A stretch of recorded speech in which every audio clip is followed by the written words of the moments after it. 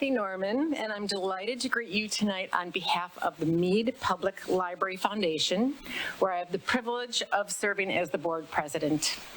We are really proud to sponsor this presentation in partnership with the Wisconsin Academy of Arts, Sciences, and Letters, an organization whose mission really very much closely mirrors our own. The Academy, as I've researched, creates opportunities for people to connect, learn, and collaborate to improve life in Wisconsin. And at Mead Public Library, our mission is to connect people with ideas, resources, and technology to educate, entertain, and empower. It's hard to imagine a better alignment. We also take pride in the fact that Mead Library was among the very first to partner with the Academy to bring lecture series like this one that you're going to hear tonight. We started this about a decade ago, and that early collaboration became a model for other collaborations that the Wisconsin Academy has had around the state. So we are thrilled to be the leader of that. Some of you may have been at an Academy Foundation lecture a few years ago at the James Webb Telescope, and that was hugely popular.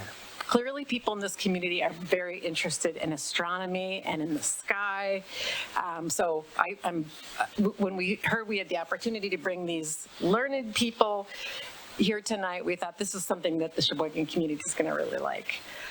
So thank you for being here and supporting programs like this. Programs like this couldn't happen without the Mead Foundation, because the library is funded by the city, but that really just basically supports the building and the staff members, but when we have special programs like this, we look to the foundation. It's now my pleasure to introduce Dexter Patterson, who's with the Wisconsin Academy. He's going to tell you a little bit about the Academy, and then he's going to introduce our speakers tonight. Thank you, Jen. Welcome, welcome. Thank you, Kathy, and special thanks to the Mead Library for being a fantastic partner. Been working on this for a couple months with you all. This is actually my first event that I got to organize for the Wisconsin Academy. So I have to say thank you for all of your beautiful faces out there today. At the Academy, we bring people together across differences with our three different pillars of sciences, arts, and the letters. I am the director of sciences and climate, so I have the privilege of being able to focus on our statewide science programming, but we also have a magazine, Wisconsin People and Ideas magazine. There's a bunch of them out there on the table. Please take one. There are plenty of them for you to have there.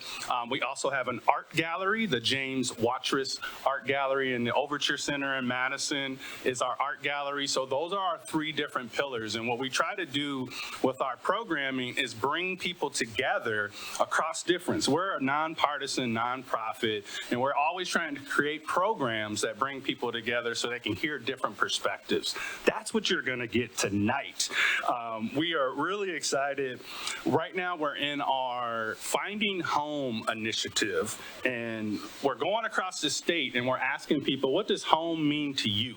And that means something different to everybody, depending where you may be, where you may live. And home has a different perspective for a lot of different people.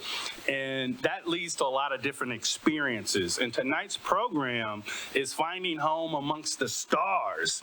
And that's part of this journey. And because for generations, people have looked up to the night sky, not just for science, but for story, for guidance, and for a sense of place that is bigger than any one person. So tonight, we get to explore that together. I'm really excited about that. And before we get started, I do want to acknowledge the Wisconsin Academy and the Mead Library acknowledge that Sheboygan County sits on traditional homelands of the Ho-Chunk people, Potawatomi, Menominee, Oneida, and Ojibwe peoples along the southwest shores of Michigan. This land holds deep cultural, historical, and spiritual significance to these nations, past and present. It is my honor to introduce our first presenter tonight, Travis Novitsky.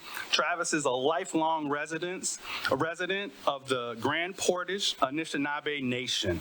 Travis is a self-taught photographer, I don't believe that, whose work is grounded in his ancestral homelands along Lake Superior North Shore.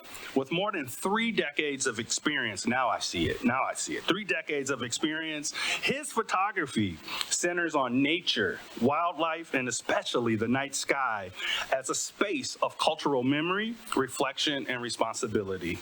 Travis was a co-producer and narrator of Northern Lights, Starry Skies, an award-winning film celebrating dark sky places. And Indigenous star knowledge and stewardship of the night sky. He is also a photographer for the book Spirits Dancing, fantastic book, you have to grab it. The Night Sky, Indigenous Knowledge, and Cultural Connections to the Cosmos, which explores the practice of stargazing and humanity's enduring relationship with the cosmos. Folks, please join me in welcoming Travis Novitsky to the Mead Library.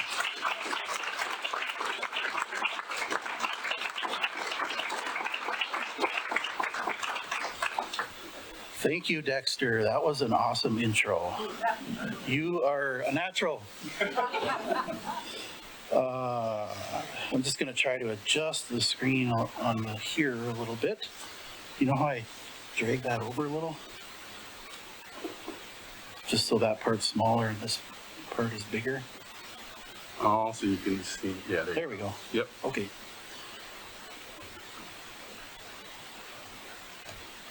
So, hi everybody, good evening.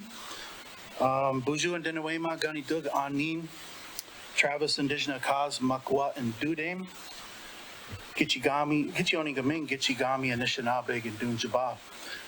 Hello, all my relatives. My name is Travis, and I am from the Bear Clan, and I am from the Grand Portage Band of Lake Superior, Chippewa. So, miigwech, thank you to everyone that's here tonight.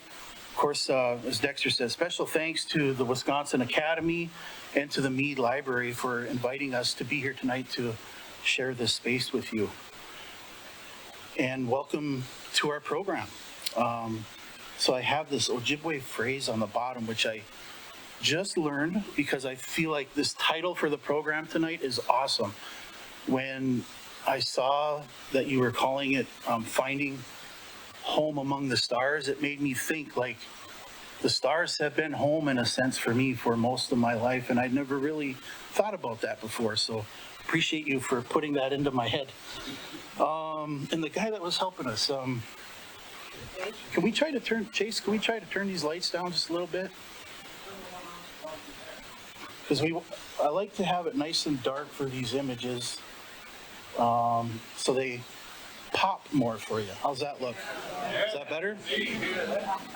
That should be good, thanks. So as I mentioned, I just learned this phrase to go with the title, so I'm going to do my best to pronounce it. I'm not a language expert. Gimikaman Ejigiweang Anungum. And that, you know, the translation isn't exactly the same, but it's roughly the same meaning. You know, it's finding our home amongst the stars. So Mawanji Idada Jinagada Windamung Dibikigijik. Let's gather with each other in order to contemplate the night sky. And this is the only bright slide that I have. The rest are going to be nice and dark. But this is a super interesting map that I just love. It illustrates how Minnesota is 100% indigenous territory and outlines all of the treaty areas and reservations throughout the state. And it really helps drive home the sentiment that really kind of everywhere we go, everything that we do has tribal implications to some degree. And Grand Portage, my home, is at the very northeast tip of Minnesota. It's bordered by Lake Superior to the east and south, Ontario, Canada to the north, the Boundary Waters Canoe Area Wilderness, and Superior National Forest to the west. And that area has some of the most dramatic terrain that Minnesota has to offer.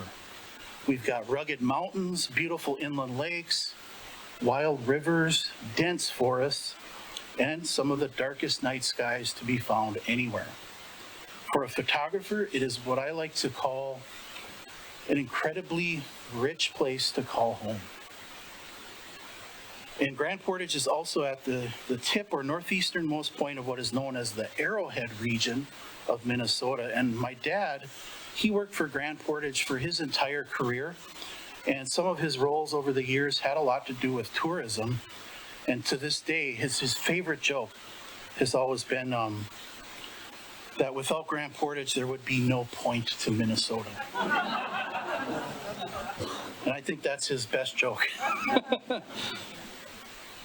So, as Dexter mentioned, there's been a lot of attention surrounding the subject of dark skies in recent years, and that plays right into my passion, which is night sky photography. The documentary came out in November of 2022. If you guys are okay raising your hand, has anybody seen it? I just curious to know. One person? Hopefully you all go home tonight and look it up. It was produced by Hamline University's Center for Global Environmental Education and PBS North out of Duluth, Minnesota. And you can find it on YouTube by just typing in that title, Northern Nights, Starry Skies. So Dexter had mentioned that it's an award-winning documentary. It has won several awards, including a regional Emmy for outstanding achievement in environment and science. But the most humbling thing for me is what happened with the PBS Learning Media website. Learning resources were developed alongside the documentary and made available on pbslearningmedia.com. And within just 2 or 3 months of the film's release, those resources had been downloaded and used by teachers in all 50 states.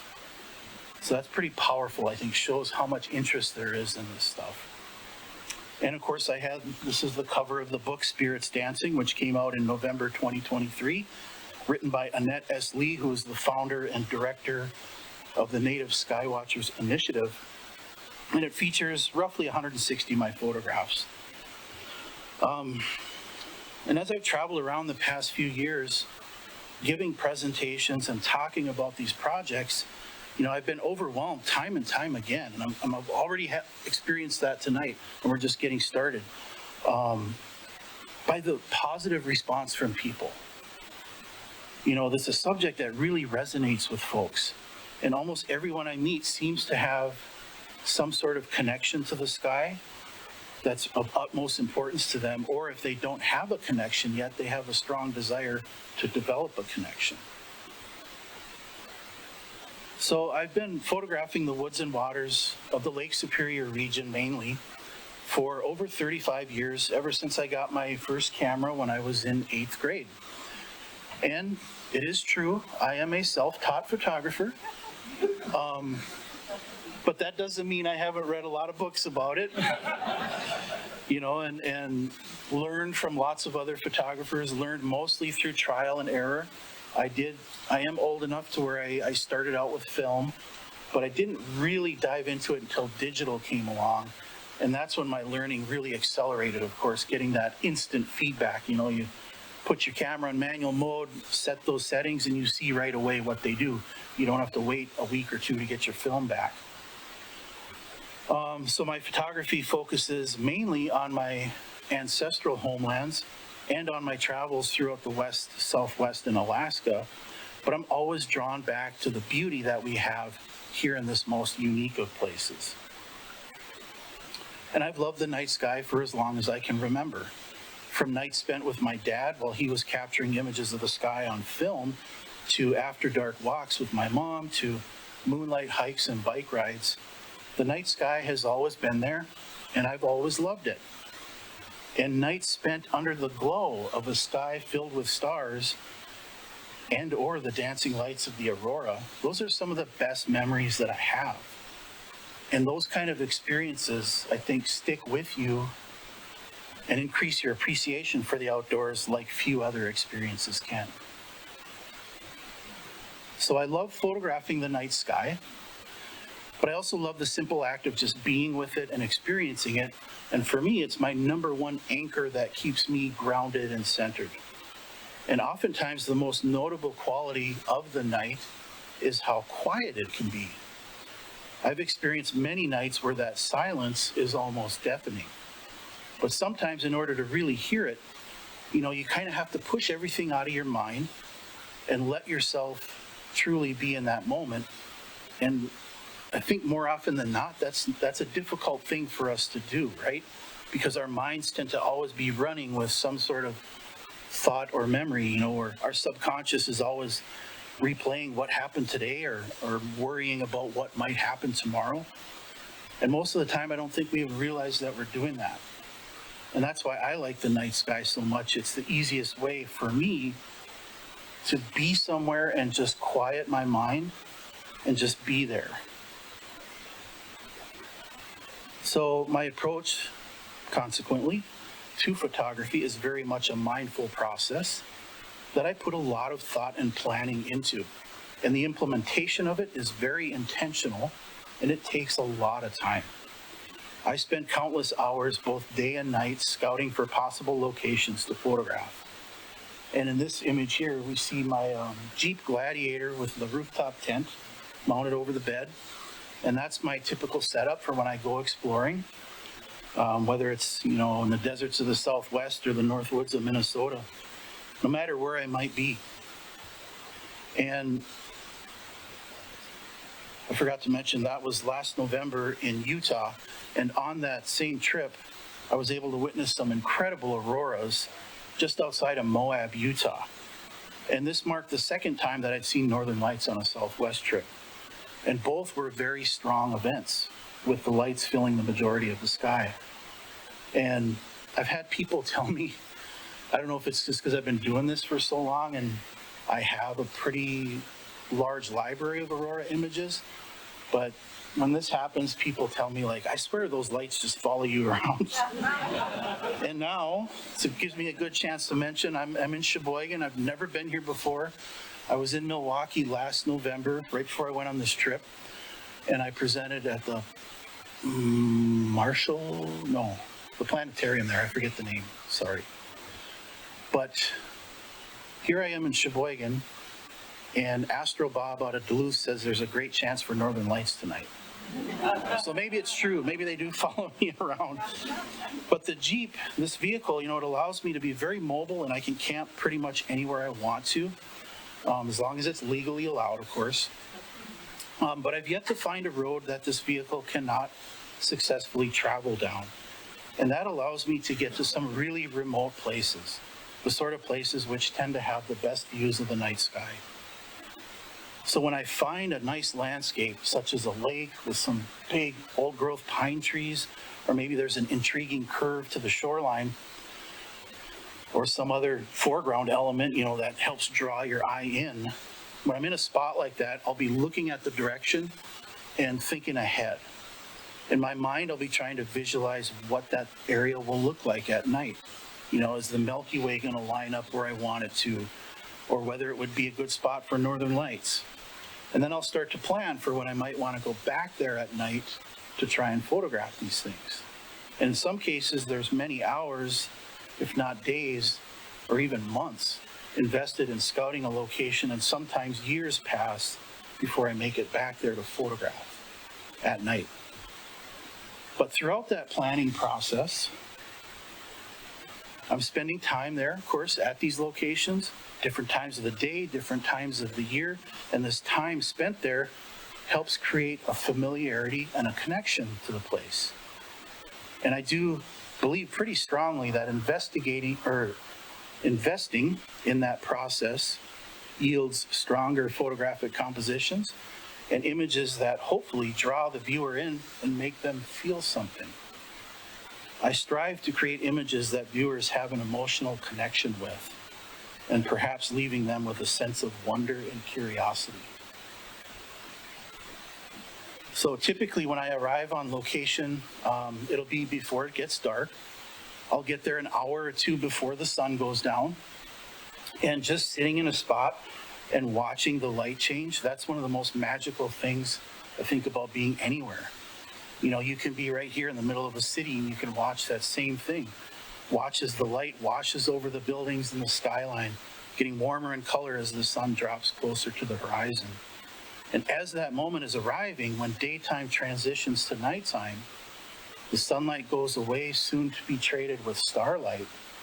in those moments, everything else kind of melts away. I'm there, I'm with the stars, and that's all there is. It's that simple. And of course, water connects the earth and the sky. And this is most often or most evident when you're at an inland lake and you see the stars in the Milky Way reflecting on the surface of that lake. And I say inland lake because like Lake Superior, really hard to get stuff like this because bigger, the Great Lakes and larger inland lakes, they're always moving. There's always movement to the water, even smaller lakes. But on smaller lakes, you have a better chance of getting perfect reflections like that, or as perfect as they can get. And if you happen to be out on a lake like that, when it's like this, in a canoe or on a boat, the sky, it's both above you and below you.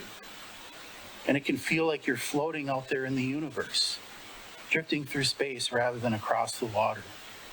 And it can be hard to tell which way is up and which way is down. And no matter what's going on, no matter what kind of difficulty that I might be having, I can always go to a place like that and just lose myself in it and get lost in the experience. So even though I grew up in a tribal community, my path did not cross much at all with Indigenous star knowledge until recent years. So it kind of started with the documentary and then continued with the book project. So, it's been quite an education and quite an honor getting to know Carl Gabboy and Annette Lee of Native Skywatchers as they've shared some of what they've learned over their lifetimes of putting some of these pieces of star knowledge together. And to this day, Carl and Annette both continue to study the connection that Indigenous people have with astronomy and constellations. And they've graciously given me permission to share in my presentations, some of the knowledge that I've learned from them. So for the next few slides, I'm going to dive into the text from the book, the text that Annette wrote for the book Spirits Dancing. Indigenous nations have studied the sky for millennia, and their cosmologies are vast and deep. Teachings about the aurora are often intertwined with teachings about the Milky Way and the night sky. Some of this knowledge is protected. Most of it has not been written down, and much has been lost due to colonization. The connection between the aurora and the dancing spirit lights comes from the Ojibwe phrase, Jibayag Nima Idawag, which refers to the northern lights or aurora borealis. Jibayag translates as ghosts or spirits, and Nima Idawag translates as they dance. Another Ojibwe word for northern lights is wawate, which means there is a display of northern lights. And another term that can be used is wasanude, where the wasa part of that word comes from the word wasamoen, which means lightning, or wasese, which means there is a flash of lightning. And nude comes from the word nuden, which means it is windy, there is a wind, or the wind blows. So wasanude can sort of be translated as a flashing lights wind. And this concept of Jibaya Nima Idawag, or spirits dancing, also relates to the Ojibwe teaching about the Milky Way, or Jibai Zibe, the river of souls. Ojibwe scholar and elder Carl Gabboy explains that when the soul departs, it travels a path to the west. After other trials, the soul comes to a great shining river, one whose reflection can be seen in the night sky, the Milky Way. The Ojibwe understanding of the Milky Way relates to the spirit returning to the stars along the Jibai Zibe. And so Carl says, the soul gets in a wading canoe and paddles the river to the great beyond and greets all of the friends and relatives. When we look up at the night sky and see the northern lights, it is our relatives dancing. So clearly, in the Indigenous perception of both the Jibai Zibe and the Jibaya Nima Idawag, the core understanding is not what can be recorded, but that which is fundamental to human nature, the spiritual journey.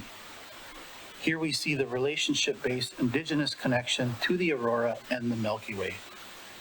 And so the night sky is not solely an abstract collection of facts that exist externally to be measured, but rather like a close relative who exists nearby and whose influence is vast. And the very name of the state of Minnesota has been appropriated from the Dakota phrase Minnesota Makoche, which translates as the land where the waters reflect the skies or heavens. And this idea of reflection and connection to the sky is a fundamental theme of Dakota cosmology. And the Dakota word for this twin relationship or pairing of earth and sky is kapemini. And this single word contains an entire cosmological philosophy. Its usual translation, as it is above, it is below, oversimplifies but speaks directly to this critical indigenous-based worldview of a mirrored relationship between earth and sky. The 7 council fires, also known as the Sioux Nation, are the people who speak the Dakota, Lakota, and Nakota dialects. And the 7 groups in the nation are mirrored by the 7 stars of the Big Dipper. And everybody knows the Big Dipper, right? Does this have a pointer? So those 7 stars there. And one Dakota translation of Northern Lights is Wanagi Thawachipi, or spirits dancing, just like the Ojibwe phrase. And this perspective relates to the fundamental philosophy of origin: we come from the stars. Lakota spiritual leader Arvo Looking Horse, in addressing Native Skywatchers in 2021, explained that we came here as a spirit from Star Nation, and when we get done, we go back. The star knowledge is like a mirror. We have the stars up there, and we have the stars down here. And the connecting bridge between here and the spirit world is the road of the spirits, or the Milky Way. So during one of our conversations, Carl talked about how moose are central to Ojibwe culture. And being that I live where quite a few moose live, I've been lucky enough to have had some memorable encounters with them over the years. So here's one such moment where I was paddling down the Pigeon River, which defines, the Pigeon River is the border between Minnesota and Ontario, where I live. In that area, it's like 22 miles long, relatively short river, but beautiful. And I was up paddling, and I usually have a camera with me, just in case I see something. And I was paddling back downstream. I'd gone upstream about 4 miles, was coming back down. And I came around a corner, and there was reasonably strong current there. And I was trying to get back, because I was like, okay, I took my time going up. Now I'm having fun coming. I'm trying to get back as quick as I can, right? So I'm carrying a pretty good head of steam, and I come around this corner, and there's this cow moose standing there. I didn't see the calf at first, because he or she had his head down.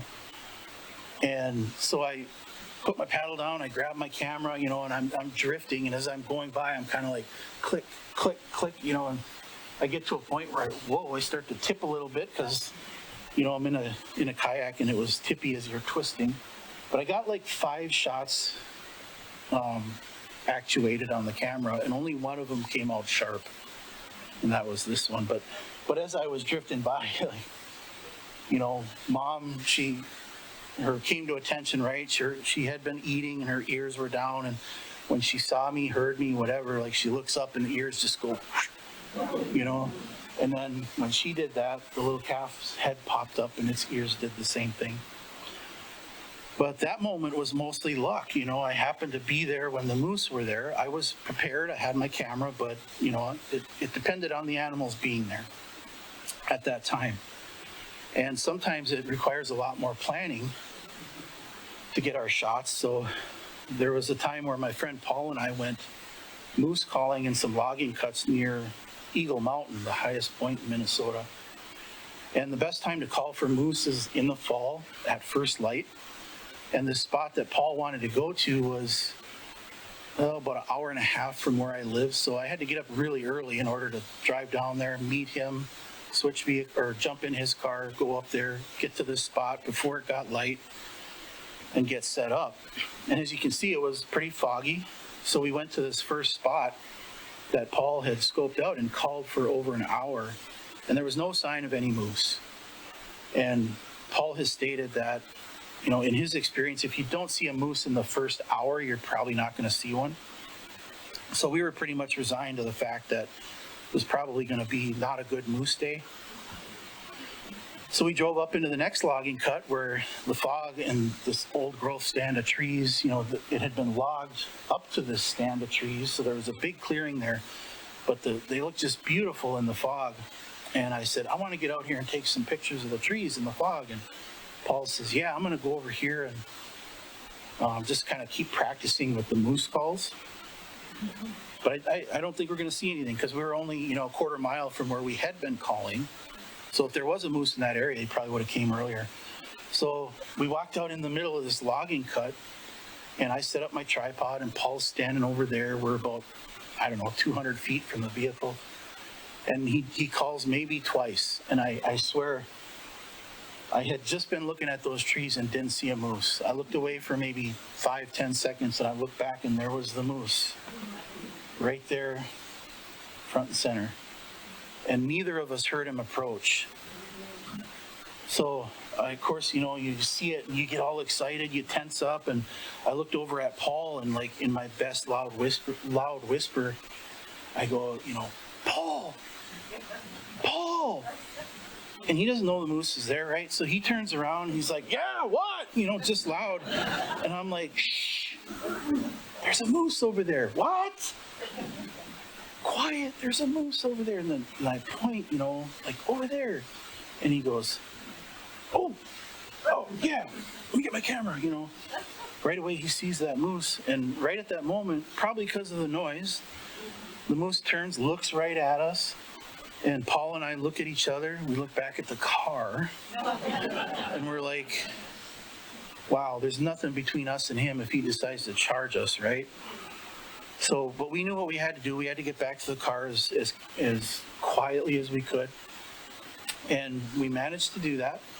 But anybody here ever tried walking through a logging cut quietly? It was very hard to do. There's a lot of brush laying there, and you take one step and there's a loud crack. But we made it back to the car, and we set up on the opposite side with our tripods. And Paul, you know, did a couple more occasional calls. And he just kept approaching really slowly. He wasn't aggressive at all, just seemed curious. And this is when I like to say that Paul prefers to do a female moose call rather than a bull call, because he says, if a moose does come in, I want it coming in looking for love, not looking for a fight. I'm not even gonna, you can Google it. I'm not even gonna try because I'm not very good at it. So Paul, you know, continued, he made a couple more calls with he's got a fiberglass kind of megaphone that he uses to project his voice or project his call. And the moose just kept coming a little closer, a little closer. He'd walk a little bit, stop, look around, walk a little bit, stop, look around. But every time he stopped, he did something very uncharacteristic of a large wild animal. He stopped in a perfect spot for like a nice postcard photo. We swear he knew he was being photographed and wanted to pose for us. So he got to within about 150 feet of us, and then he turned and walked off into the woods. And obviously it was one of the coolest moose experiences we'd ever had. So here's a wide angle photo showing really how close he was. Those previous shots were all taken with like a 300 to 600 zoom. So, you know, you can take an animal that's quite a ways away and make it look like it's right there. But yeah, what a cool experience. So here's one of Carl's illustrations of the moose constellation. And as you might guess, different cultures have different identities for familiar constellations in the sky, depending on what's important to them or significant to them. And a good example is the Greek constellation Pegasus, which in Ojibwe lore is a moose rather than a flying horse. And of course, autumn is the time of the moose. It's when they are most active and most aggressive as they look for a mate. Autumn is also when this constellation can be seen in our sky. So as you can see here, and Bob, I don't know if you know the names of these stars. I don't, but the 4 stars that make up this great square of Pegasus are what make up the body of the moose. And the next slide is one of my photographs where you can see the body of the moose in the upper right portion of the sky. So it's not perfectly horizontal, it's at an angle, but see those 4 stars there? That's the moose constellation. And we also have Cassiopeia up here, this W shape. And then this kind of washed out, looks like it could be a star or a planet. That's Andromeda Galaxy. Here's another of Carl's illustrations, and to the Ojibwe, Orion is known as the winter maker and is the most noticeable constellation in our winter night sky. And Carl explains that some of the figures represented in the constellations are at the height of their power when they appear highest in the sky. And winter maker is a good example of that. As we progress through autumn, late in the night, just a few hours before sunrise, winter maker can be seen rising above the horizon. And during the deepest, darkest, coldest depths of our winter, it's very high and prominent in the sky. And then as spring arrives, winter maker drops below the horizon, not to be seen again until fall. So here is Orion, winter maker, rising over the treetops at 3:30 in the morning on early October. So it takes all night for that constellation to get fully above the trees, depending on where you're at, whereas around New Year's, you can go out earlier in the night and it's already up a lot. It's already up and keeps rising throughout the night. This is Carl's painting, which he calls Shooting the Winter Maker. And about this painting, he describes that the winter is too long, so the parents make bows and arrows for the children and then call them outside when it gets dark. And there they are told to shoot the winter maker from the sky. So they send their arrows flying upwards, and sure enough, they mortally wound him. After that, he slowly falls from the sky. Spring comes and it warms up. And a summer constellation visible to us is Nanabuju or Scorpio. And Nanabuju is a prominent figure in Ojibwe culture. He is a very complicated character with many different aspects to him, both good and bad. And there are more tales told about him than any other character in Ojibwe history.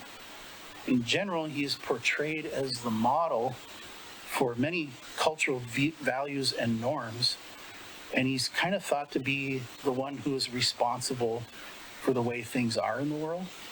So most of the stories about Nanabuju, they have lessons that go along with them.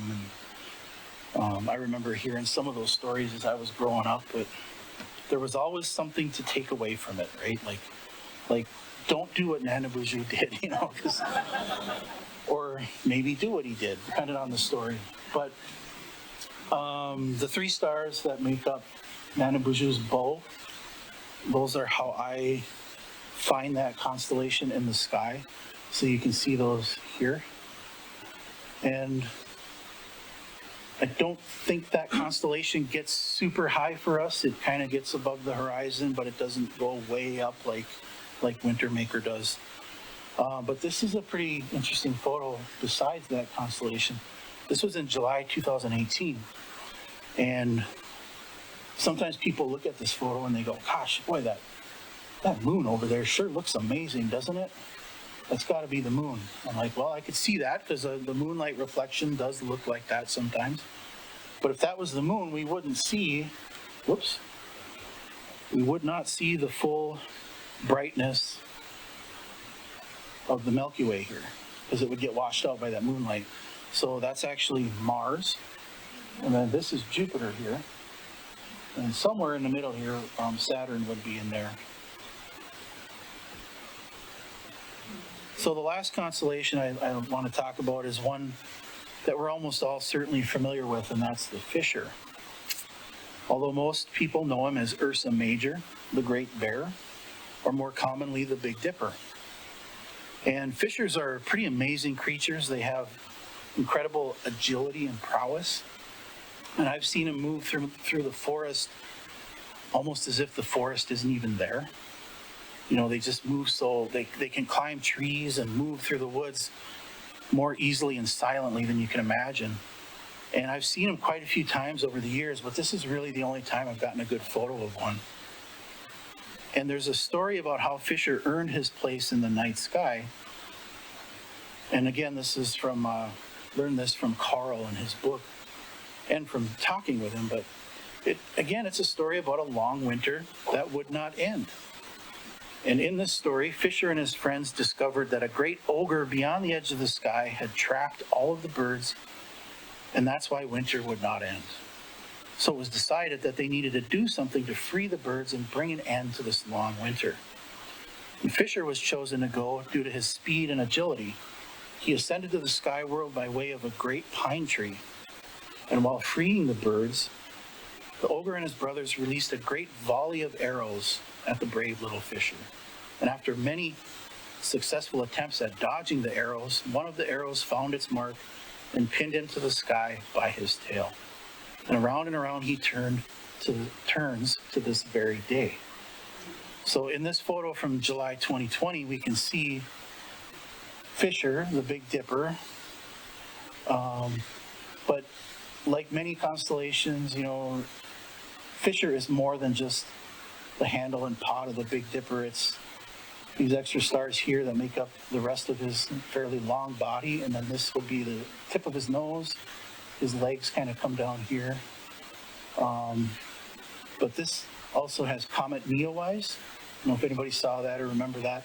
And this is one of the early Perseid meteors that from the Perseid shower. It happens every August. So while the Fisher story might seem like a sad story, it is in fact a story of bravery and courage and their rewards. For Fisher did not die. Each year he circles the heavens. In winter he crawls along the northern horizon, but in spring he gains power and ascends overhead. And as he reaches the zenith, the birds come and summer is restored. And then slowly he swings back to the west toward the horizon, and it's time again for the birds to leave. So he is the messenger that tells them it's time to go. So I'd like to share one last passage from Carl's book, Talking Sky.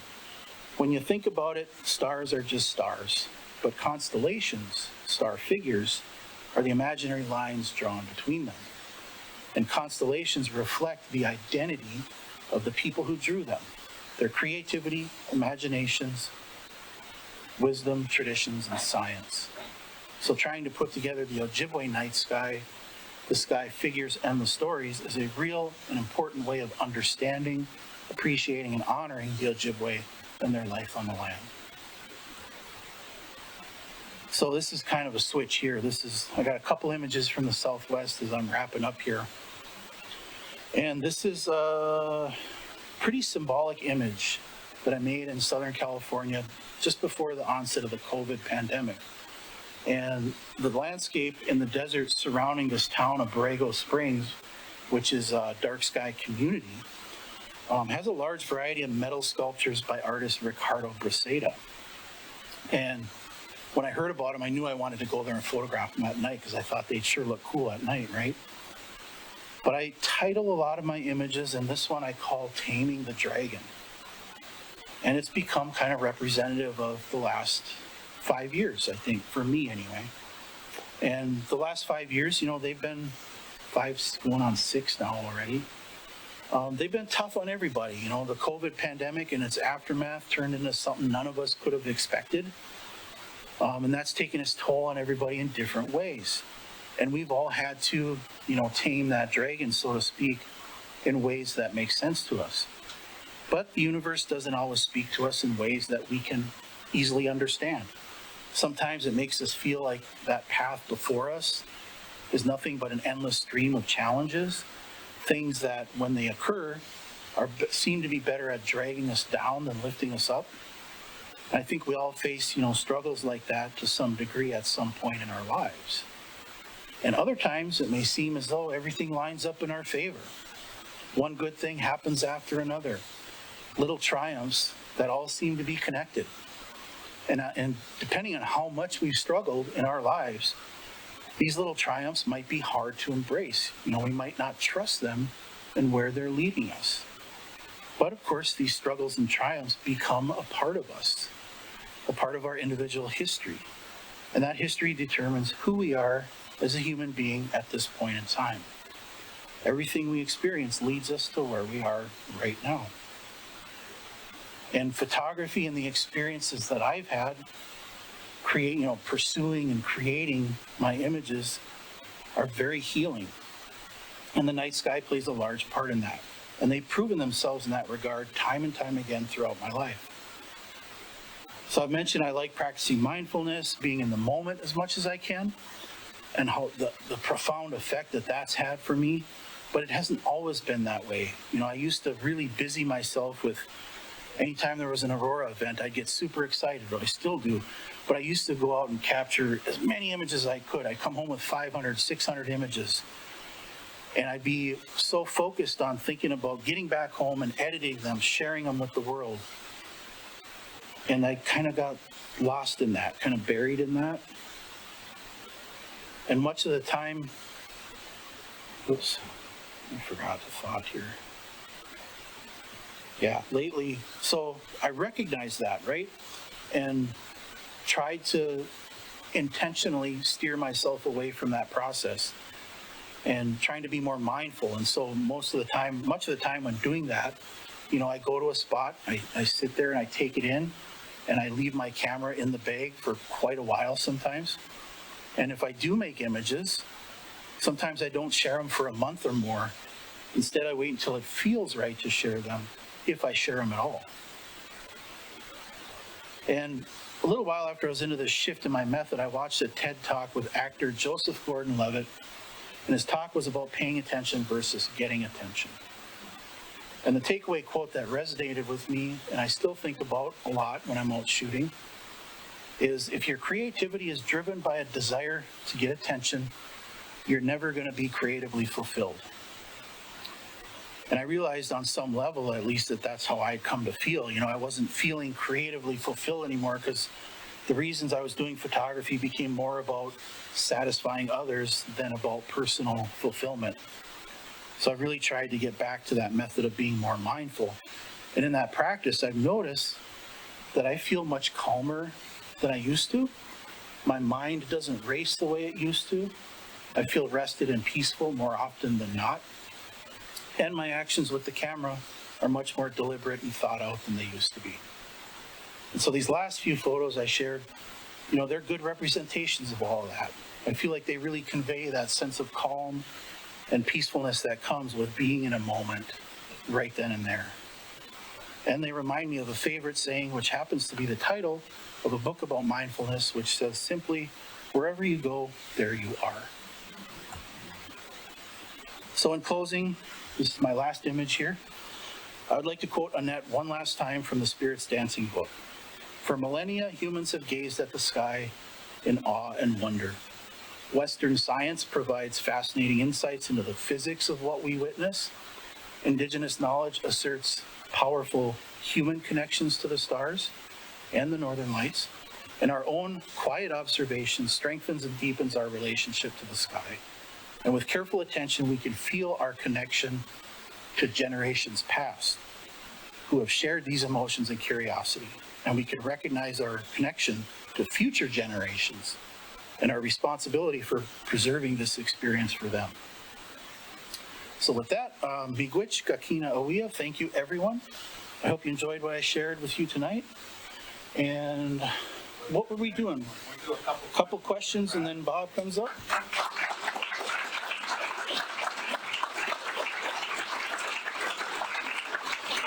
Thank you. We have one right up front. Could you talk about the exposure times that you use for your... Number one question I always get. Can you repeat that for me? So he asked, if I could share information about exposure times. So if it's a Milky Way shot, most often it's a 25 to 30 second exposure. Typically with most wide angle lens, if you go any longer than that, you start to get too much movement in the stars. So I try to keep them to a half minute or less. And the aurora exposures, those can be anywhere from 2 or 3 seconds to half a minute. Thank you.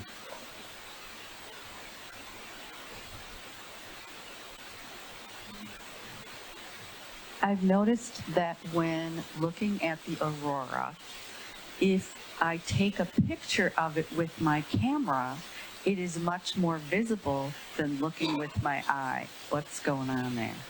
You guys are like textbook, man. That's because that's like, that's probably the second most common question I get. And the way I try to relate that to folks is, it's because we're looking at what's there for just an instant. You know, that color and that light is there that you see in images. But think about how I just answered that question, right? The camera lens is staying open for half a minute, and you've turned the exposure settings of the camera itself and the aperture on the lens to let as much light in as possible while the shutter is open. So if our eyes could do that same thing, if we went out there and sat for half a minute and just, opened our eyes wide and then click, took a picture, it would look more like that. So same thing, if you went out with a camera and just did like a 1/100th of a second, it would be pretty dark, right? So that's why it looks like that. It's due to the camera settings and the exposure time. I think the lady in front. Oh, Same one? everybody's on the wavelength, so. Any other questions? Make sure I get. Do you have a favorite time of the year when your pictures turn out the best?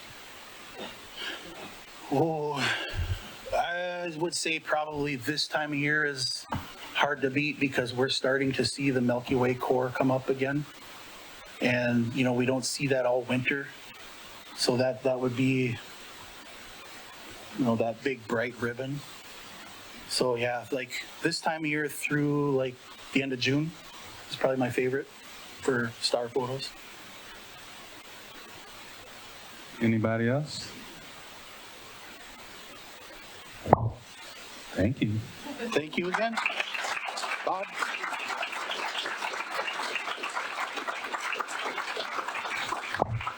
There's water there for you.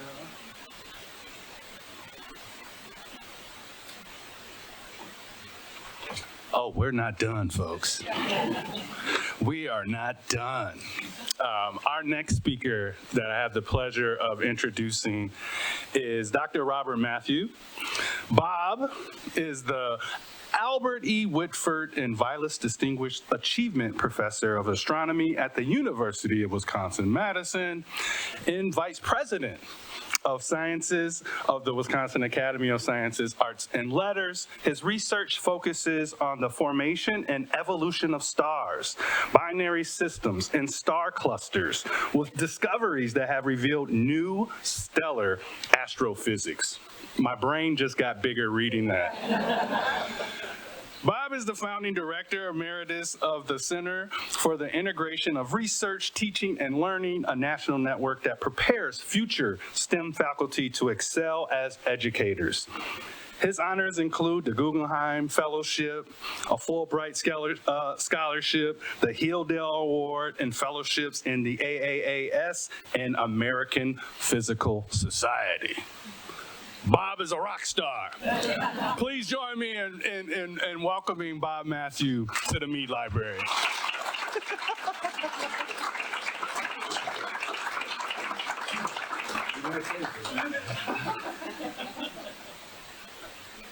So, my favorite accolade and name is Granddad.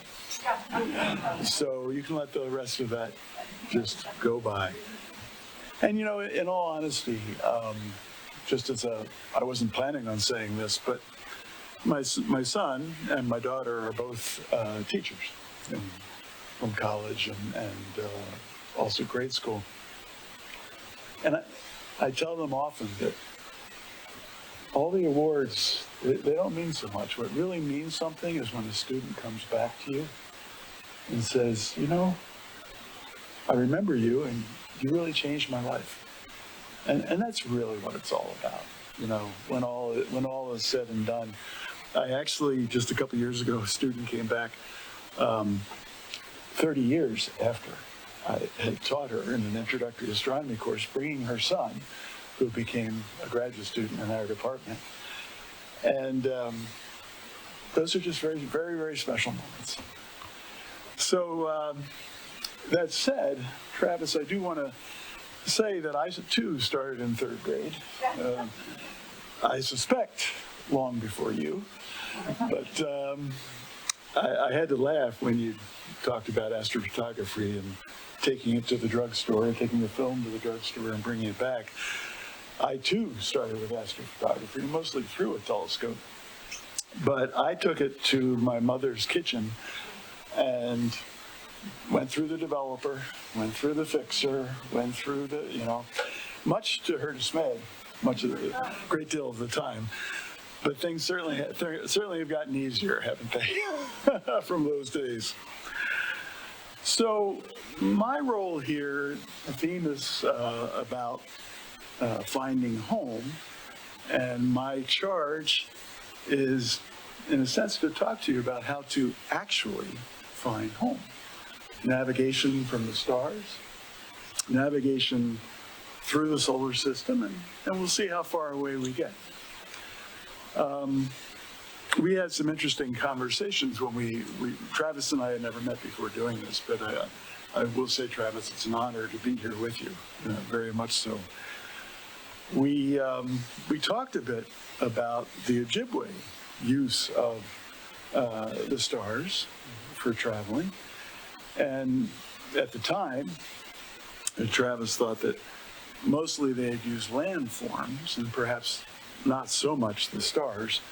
But I think as we worked on it a bit together, it's pretty clear that the stars were also a big part of their understanding of what was here and there. So let's start with this. I'm grabbing Travis's fingers because they're better than mine. And by that, I mean the ones that are a bit closer. She's far more beautiful. So, let's see. There we go. A couple thoughts. First off, I am going to try, as best I can, the Ojibwe. But I'll get to that in just a second. This constellation, the Big Dipper, that the Ojibwe very wisely called the Fisher, which tells a story from one of my students from up north in Wisconsin.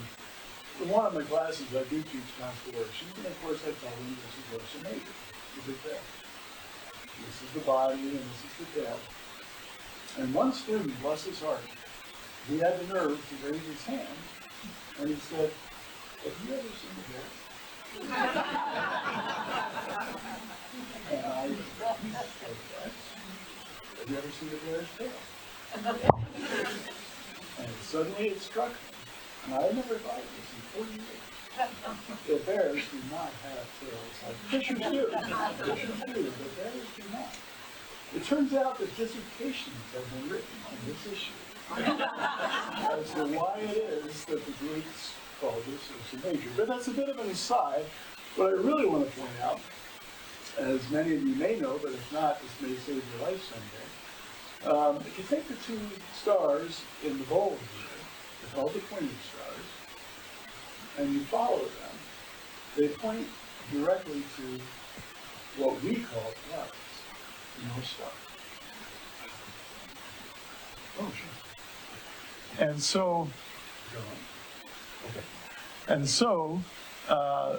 that is, in fact, one of the easiest ways to tell directions from the stars, is simply to find the Big Dipper and then point at Polaris. What I was struck by is that the Ojibwe name for north is Gwedananam.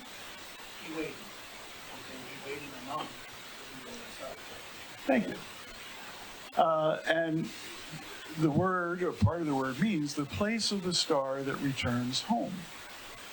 And as soon as you see that, you realize that the Ojibwe were watching the sky. They were sky watchers.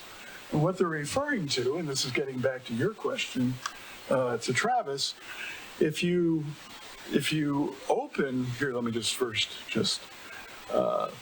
make that clear and move on. If you open your shutter, not for 5 seconds, not for 30 seconds, but for roughly 2 to 5 to even 8 hours if the night's that long, what you see is this. What you get in your film is this. And what you're seeing here is the stars moving around Polaris as the Earth turns. Here's Ursa Major again. And the one star that you notice, and I'll explain a bit later why, that doesn't move, if you will, that returns home, I might even be more inclined to say stays home, is Polaris. And I really suspect, and this is an extrapolation, but I suspect that every indigenous population in the Northern Hemisphere knows this. I mean, all one has to do is observe the sky, which every human population has done, to realize that these stars are constantly moving over the course of a day or a night, but Polaris stays fixed. And hence the name, which I found very, very meaningful. So now you can ignore the rest of the talk if you like. You know how to find north, all right? And that's important. I was about actually to say, there's going to be a little change here in tone. I was going to put some differential equations up here just to give you a sense. This is going to be very different from Travis's talk, but hopefully will also be fun. Okay, so as we've already talked about, you can find north from the North Star.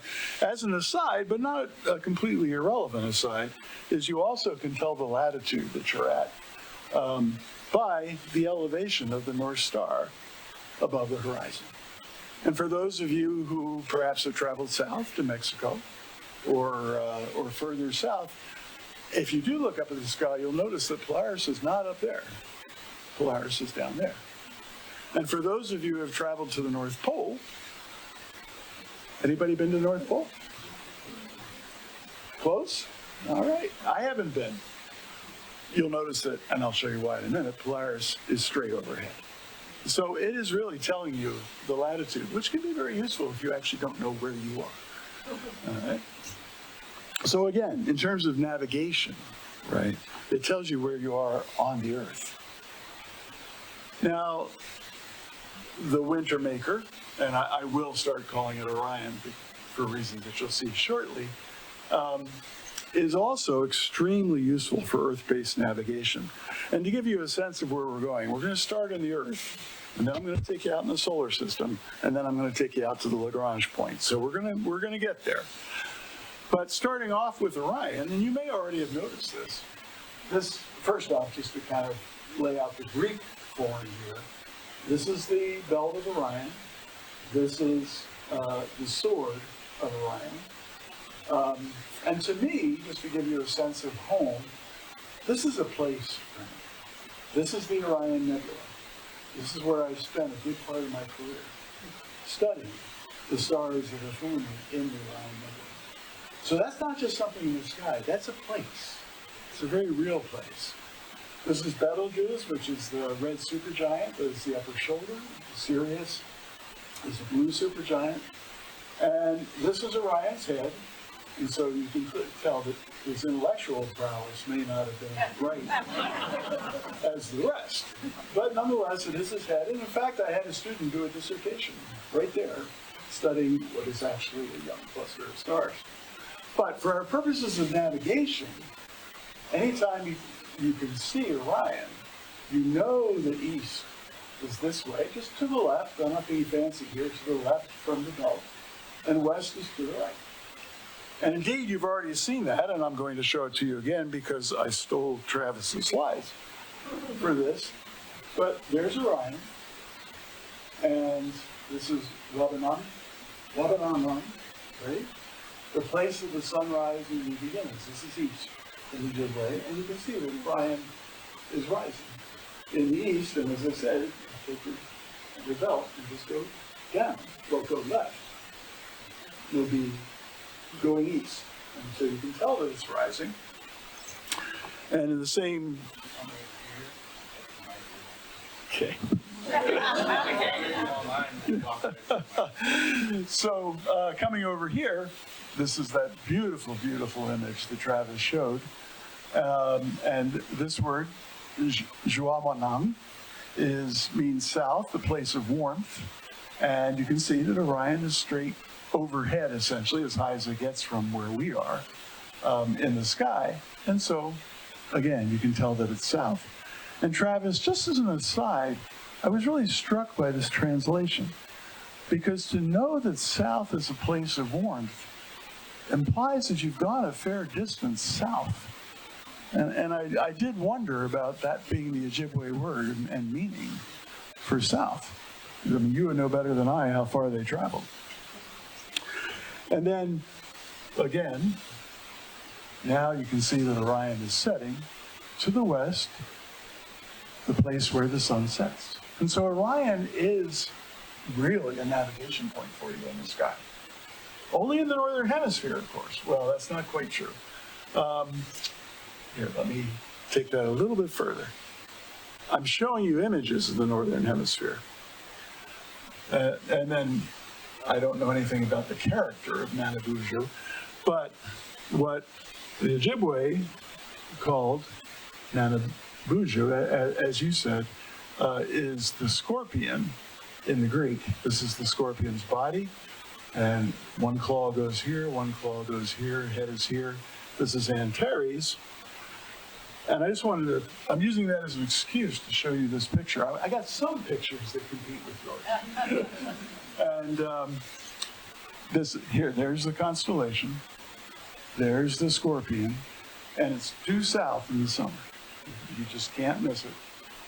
And this is very near the center of the Milky Way. This is another star-forming region called Rho Ophiuchus, again, where I've spent a lot of my life. So this is a very special place for me, and it's just a gorgeous picture. And then finally, while we're on the Earth, there's something called the celestial equator that moves right through the belt of Orion. And to show you what that is, and just to give you, I'm not going to take you too deep into this, but to give you a sense of what we do to navigate on the Earth. Obviously, here's the Earth. Here's the North Pole is here. The North Celestial Pole is immediately above it, so you know Polaris is here. Obviously, the scale is very compressed. Here's the Earth's equator, and if you simply take the equator out to the stars, then projected on the sky is this circle that goes around the sky, and as you can see, it goes right through the belt of Orion. And then here's the South Pole. And you can imagine that if you were up here, literally, we're up here, we're on top of the Earth, and you look up, you're going to see Polaris straight above you, and the Earth is going to turn you around like a merry-go-round. And so you're going to see the stars simply move around Polaris right over your head. Now, we aren't actually on the pole, we're here. And so our horizon is like this, and so we don't see Polaris overhead. Overhead would be this way from Sheboygan. Okay. And so we see, if this is our horizon, we see Polaris above the horizon, and we could do the geometry and show that that's above by the latitude. But I'm just trying to give you a sense of how where you are on the Earth changes, obviously, what you see in the sky. And when I was down in Chile recently, obviously, I could not see Polaris at all. Which, by the way, is a classic exam question that I will ask you at the end of this class. So this is just giving you a kind of a layout, and I will use this only once, very briefly. You know that there's latitude and longitude on the Earth. We simply project that onto the sky. We change the names, but declination is essentially the equivalent of a longitude line, so it's measuring latitude. In other words, it's height above of the equator. And right ascension is going around, and so right ascension is essentially like longitude. Okay? All right. And so, as I say, if you look up, this is what you see. And now you have a sense of why. Now let's start navigating by the stars a bit, or shall I say the star first, just to start. You can navigate during the day, but you have to be a little careful about it. When the sun is at its highest, you definitely are looking south. So that's solid. But people have this misconception that the sun rises in the east and sets in the west. Yes and no. More or less it does, but it only rises due east on March 21st. And it only sets due west on September 21st. The rest of the time, it's going back and forth on the horizon. So you have to be a little careful about east-west with the sun, but there's no doubt about solar noon, okay? So that is sort of a very quick lesson on how to navigate on the Earth. I'll add a little historical tone to it, and then I'll let you write a qualitative answer to another exam question. But remember, when you can tell your latitude by the height of Polaris.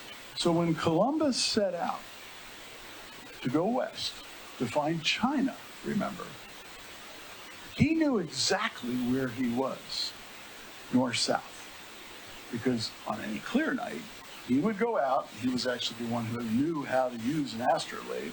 He would measure the height of Polaris, and he knew his latitude. And his goal was to go straight west to get there as fast as he could. And so if he was wavering, he would move the sails and stay in that line. He had no idea where he was in longitude. He had no idea. And this is important, when he left, there were many estimates of the size of the Earth. And he told the king and queen the smaller estimate, which made it plausible that he would make it to China. Of course, that was totally wrong. And had North America not been there, it would not have been a pretty sight. Right? He would not have made it, all right? But while they were suffering and ultimately dying, he would know his latitude. Okay? All right. Now, let's start moving out into the stars. It's going to get a little more technical, but don't be scared. All right? So, we certainly have already been navigating through the solar system. And soon, after all, we have sent missions out beyond the heliosphere, so, out into interstellar space. We haven't so much, I would say, done free navigation of a human being in a spacecraft, essentially, if you will, navigating around the solar system. We haven't done that yet, but we certainly have done it with unmanned satellites, and it'll give you a feel of how we do that. So we started off with the Deep Space Network and also just this beautiful image of a radio telescope. And I'll just give you a bit of a sense here of how not to use a spacecraft. Yeah. But what it really is, what I'm really showing you here is how we know when we're on Earth where a spacecraft is. The first thing is simply we get a signal from the spacecraft. We basically measure how long it takes to get to us. We got the distance. So that's a good start. Now, is it going towards us or away from us? Well, we know, because we built the spacecraft, what the wavelength is of its radio emission. And so if as we receive it, it is redshifted along the wavelength, that means it's moving away from us. On the other hand, if it's a shorter wavelength than is emitted, then we know it's coming towards us. And we know how fast. That's a little more technical, but basically how much the wavelength changes tells you how fast it's going. So now we've got speed. But is it going this way or is it going this way? It's a little tricky. For that, you need two antennae to give you the ability to tell which way it's moving. And then finally, which actually is getting me where I want to go, we need to know what direction it is. where is it in the universe? What direction is it from Earth? Well, that means we've got to have a framework around us where we know where everything in that framework is. It's called the International Celestial Reference Frame, and it's made up of quasars. Now, quasars are massive black holes at the center of galaxies. They are fascinating. I could tell you a whole class on that. Yeah, I don't even work on them, okay? But for our purposes here, all that matters is they're extremely distant galaxies that emit radio waves. And so they are, for us, the framework that we need. So you can picture essentially a framework everywhere in the sky made up of very, very, there I think are 3 stars in this image. Everything else here is extragalactic.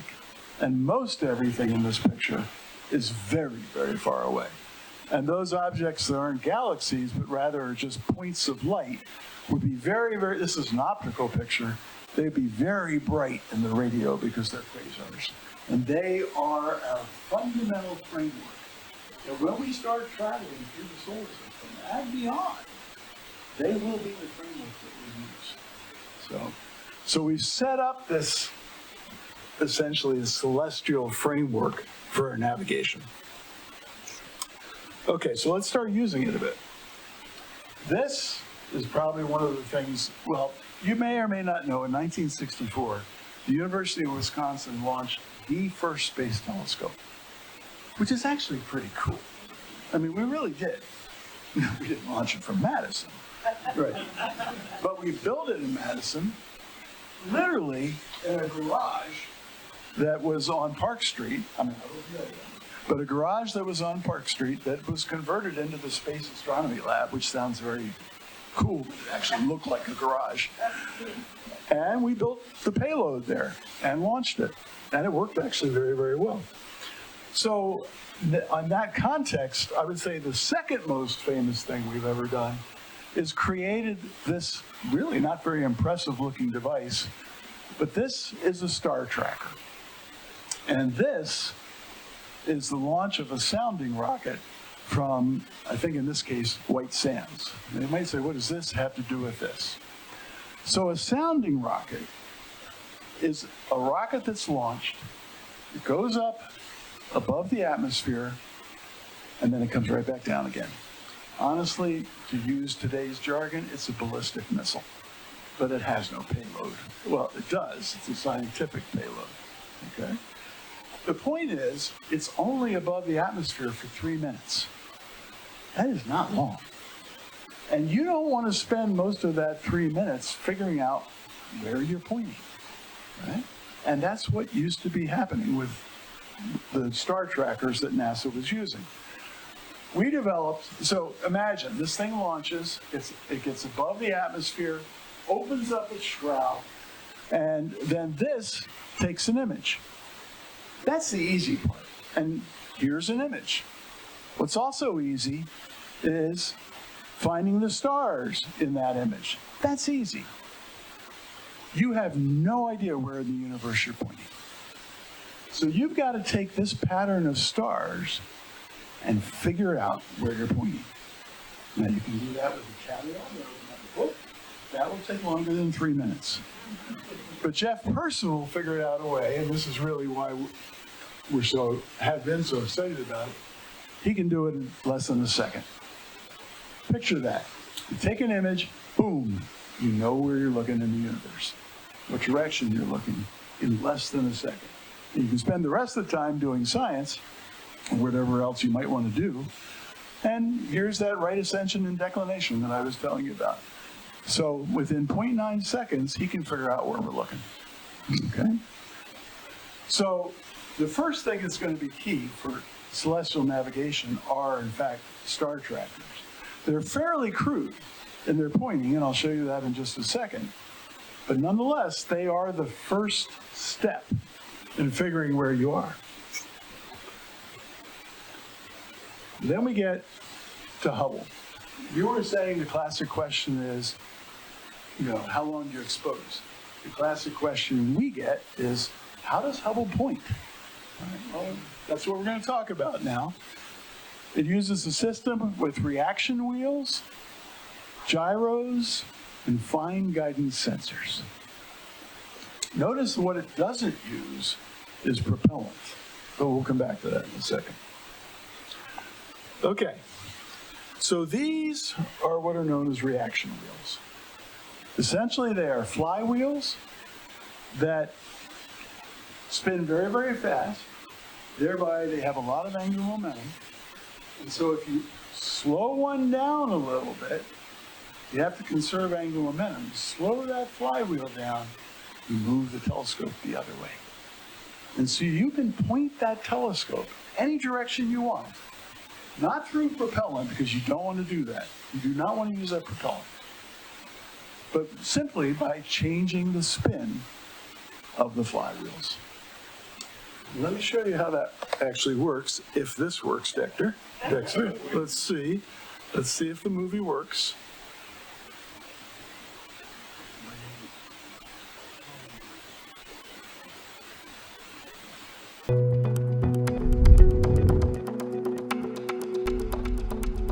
While thrusters are great for moving a spacecraft around, they aren't as good or efficient at controlling where the spacecraft points. Instead, rotating wheels and conservation of angular momentum make it possible to turn in any direction without any outside influence. Most space telescopes, from NASA's Hubble to Webb and everything in between, use components called reaction wheels to change where they are pointing. The reaction wheels run on electricity, unlike thrusters, which are less precise and can run out of fuel. The reaction wheels are basically flywheels driven by electric motors. They spin to store angular momentum. By slowing or speeding the rotation of a given wheel, changing the amount of momentum, a computer can precisely adjust how the spacecraft points around its center of mass in one plane. With 3 wheels set at specific angles, a satellite can control its pitch, roll, and yaw, and then hold that position without any change. NASA's Nancy Grace Roman Space Telescope has added its set of reaction wheels to the main spacecraft body, or bus. Roman has 6 reaction wheels rather than the necessary 3 to give it more angular momentum for faster pointing, as well as complete redundancy should any one wheel fail. Each of Roman's wheels is 18 inches across, about the size of an extra-large pizza, weighs roughly 45 pounds, and spins up to 4,000 RPM. As long as the solar cells provide them with electricity, the reaction wheels could repoint Roman indefinitely, except that they have one function requiring thrusters. The reaction wheels counteract the pressure from sunlight, which exerts a tiny but steady force that over time would push Roman out of alignment with whatever it is observing. The wheels can exactly offset that pressure by slowly spinning faster. When a wheel finally reaches its maximum rotation speed, it needs to unload or slow down so that it can begin to freely vary its speed again. Roman engineers gently fire specific thrusters, causing the maxed out reaction wheels to compensate the rotational force by slowing down.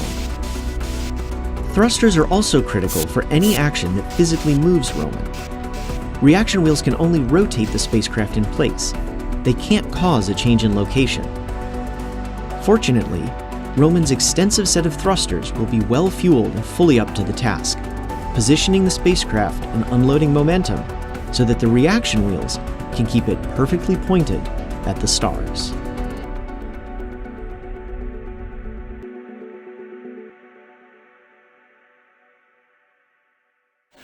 So essentially, the reason I actually spent a little time on that was to disabuse you of the idea that we actually use thrusters. And because propellant is invaluable. And if we truly are going to maneuver around the solar system by navigating, we don't want to do it with propellant. What literally one does is you use reaction wheels to point where you want to go. Then you use the propellant to move you. But that's the only thing you want to use it for. And so these reaction wheels really are key.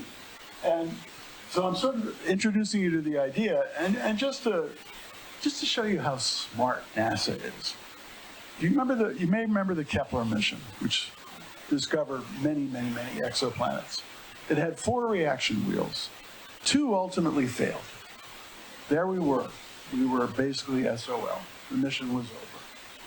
Until some smart NASA engineers realized that what they've been fighting all along, which was the sunlight, pushing on it, they could use to their advantage by saying that's a reaction wheel that moves the telescope.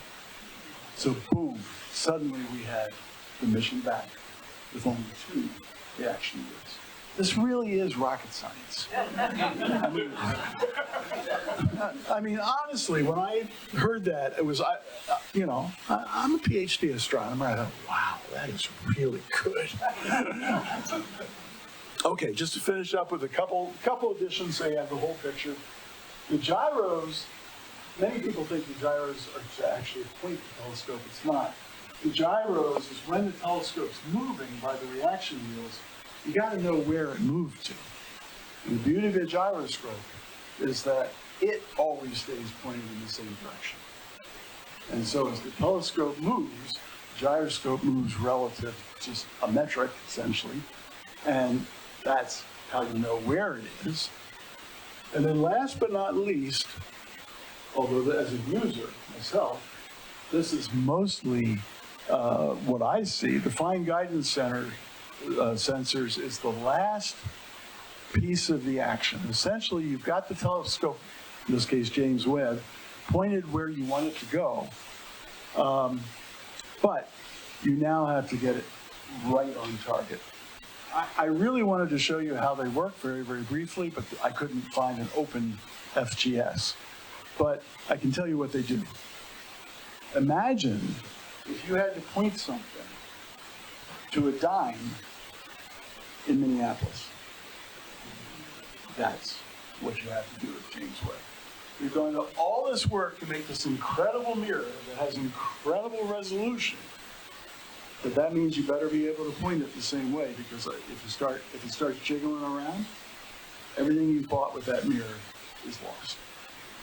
So that's the kind of precision that it needs. Okay, so I feel a certain obligation, again, out of honor of Travis, to at least show you one JWST picture. And I'm speechless. I don't know what to say about this. I mean, this is the Hubble image of M101. It's a spiral galaxy. This is the James Webb image. And this is star-forming dust. Most of the stars in here are in the galaxy, but actually the galaxy is transparent at this resolution. You can see right through it. And it's just gorgeous. It's just gorgeous. Okay, so we are the Academy of Arts, Letters, and Science. You've seen arts. You've seen science. I want to finish with some letters, which I think is relevant to the combination of Travis and my talk. Beautiful image. And Walt Whitman wrote in the mid-1800s, "When I heard the learned astronomer," which would be me, "when I heard the learned astronomer, when the proofs, the figures, the reaction wheels were ranged in columns before me, when I was shown the charts and diagrams to add, divide, and measure, when I sitting heard the astronomer where he lectured with much applause in the lecture room, how soon unaccountable I became tired and sick." I don't think he thought that was funny. "Till rising and gliding out, I wandered off by myself in the mystical moist night air, and from time to time looked up in perfect silence at the stars." And that is really the combination in some ways of you and I, Travis, right? There's a beauty in the science, and I always tell my students, don't forget to look up. Don't forget how beautiful it all is as we're integrating and differentiating and computing. Just don't lose touch with why we're doing this. And on that note, thank you.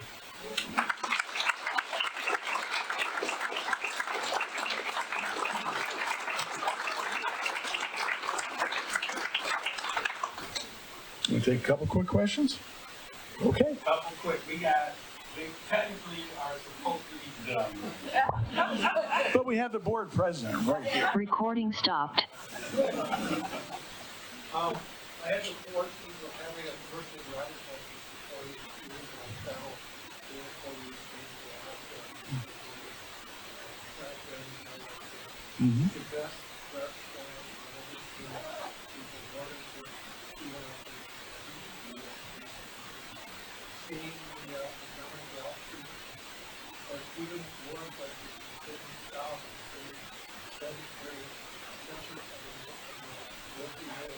Anybody else in the church, to the, walk directly towards the hottest planet. My understanding is, in the summertime, we are in the suburbs of the Milky Way, taking in the summertime, we go out of the Yeah. That is absolutely accurate. And the only thing I would quibble with is if you have a little more time, as beautiful as Michigan is, where you really want to go is Chile. Because in Chile, in the summer, the center of the galaxy is right overhead. It's the most amazing thing. Yes, please. One last question that's kind of fascinating to me. You look at a galaxy has a billion stars roughly. Give or take. More, maybe less. Mm-hmm. Have you been able to identify how many galaxies have been identified? Last I heard it was thousands, hundreds of thousands, Billions. billions. Well, it depends what you mean by identify. If you mean name, not that many, but if you take that image that I was showing you, which is actually the Hubble Deep Field, which is about also the size of Roosevelt's head on the dime and about that distance, you can count how many galaxies are in there. And then you just span that over the entire sky, and it's absolutely billions. Whether you want to call that identifying, that's a big job. But there's no doubt that it's there. We're told the universe is expanding, but that motion is so tremendous out there. How does it keep the typical pinpoint evidence? Oh, not at all. Not at all. I mean, I understand your question and the sense behind it. These quasars are so distant from us that even though their motion is half the speed of light, they don't move side to side. I mean, they're just too far away. Perhaps it's like looking at a car in Los Angeles. It's moving, but you can't tell. So a fair question, but fortunately it's not a problem. Have you ever been asked to consult a maritime navigation? No. I'm not sure I'm the guy I would ask. For somebody who's pretty much starting out, learning about astronomy as an adult, what do you suggest is the best way to do that? Is there a great book or a great website? How do you get started? There are so many great books and great websites now. So I'll throw out an idea that maybe you wouldn't think of, given that there are so many that you should think of. And that is join the local astronomical society, or maybe you already have. Yeah, and that's how I started. And that gives you the opportunity to talk to other people instead of just reading passively. It's a formative experience. Please. Oh, Travis, go ahead. Yes. I want to plug my friends on Boston Astronomy has a great book called Night Sky. That's a great introduction. You don't need any equipment. That's right. That's what you can see when you go out. I also want to mention there is a local group called Dark Sky Wisconsin. So if you all are looking to get involved, and they're based right here in Sheboygan. And actually the representative is here. Where are you? Right there in the back. So Dark Sky Wisconsin, you all could get plugged in there. I think we got a wrap because we were supposed to be done at 8, but this has been fascinating. And I don't want the Mead Library folks to, Dexter, first event, come on. Travis and I aren't going anywhere, so. Yes. So we, Questions. thank you all. Thank you. Thank you.